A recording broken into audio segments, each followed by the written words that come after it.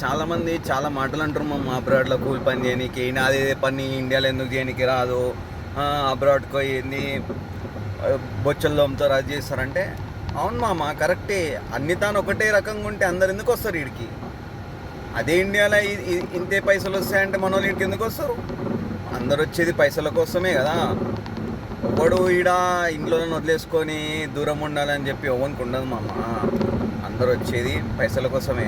నువ్వు ఇండియాలో ఉండి నువ్వు కష్టపడేది పైసల కోసమే, ఈడొచ్చి కూలి పనులు చేసేది పైసల కోసమే. ఇప్పుడు ఈ మధ్య కొత్త ట్రెండ్ అయిపోయింది, కొంతమంది ఇంక కొత్త కొత్త డైలాగులు కొడుతున్నారు, పాకి పనులని ప్లేకి పనులని చెప్పి.